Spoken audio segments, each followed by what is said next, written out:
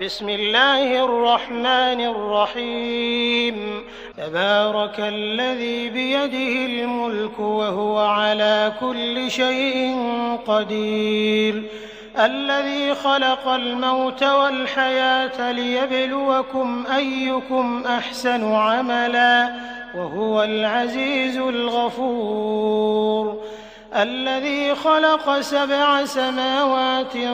طباقا ما ترى في خلق الرحمن من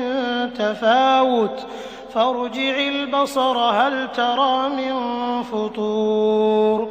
ثم ارجع البصر كرتين ينقلب إليك البصر خاسئا وهو حسير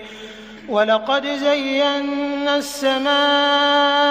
الدنيا بمصابيح وجعلناها رجوما